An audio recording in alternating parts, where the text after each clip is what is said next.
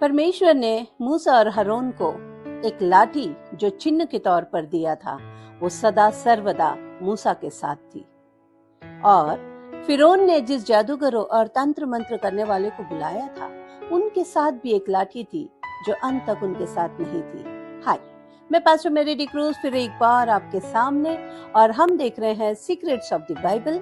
आज हम 27वें एपिसोड में हैं, और जिस रीति से हमने देखा कि मूसा और हारून ने परमेश्वर ने जिस लाठी को दिया था, फिरौन और उसके कर्मचारियों के सामने जब उन्होंने वो लाठी को डाला तो वो अजगर बन गया। फिरौन ने भी अपने तंत्र मंत्र और जादूगरों को जिनको बुलाया था, उन्होंने भी अपनी लाठी जमीन पे डाली और वो भी अजगर बन गई। लेकिन अगर हम आगे आगे पढ़ते हैं, निर्गमन की किताब में 7वें अध्याय से आगे पढ़ते हैं, तो परमेश्वर ने अनेक चिन्ह चमत्कार किए उन्हीं लाठी के द्वारा जो मूसा और हारून के पास थी। लेकिन उन जादूगरों और तंत्र मंत्रों ने वो सारे चमत्कार किए कुछ समय तक, लेकिन उनके पास वो लाठी नहीं थी। क्यों? क्योंकि जब पहले हम देखते हैं निर्गमन की किताब 7वें अध्याय का 10वां और 11वां वचन, तब मूसा और हारून ने फिरौन के पास जाकर यहोवा की आज्ञा के अनुसार जब हारून ने अपनी लाठी को फिरौन के और उसके कर्मचारियों के सामने डाला तो वो अजगर बन गई।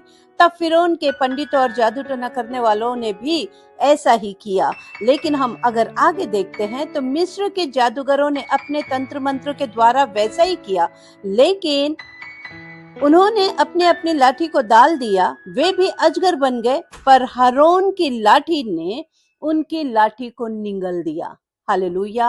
हारून के पास, मूसा के पास जो लाठी थी वो परमेश्वर की ओर से दिया हुआ था, और जो फिरौन के पंडितों और तंत्र मंत्र करने वालों की जो लाठी थी, उस लाठी को हारून की लाठी ने निगल दिया। यानी परमेश्वर वो परमेश्वर है जो हर एक बातों के ऊपर अधिकार रखता है, और परमेश्वर जिन्हें चुनता है उन्हें सदा सर्वदा स्थिर रखता है, और चुनकर जिस चिन्ह को दिखाता है उस चिन्ह के द्वारा उन्हें सदैव बनाए रखता है।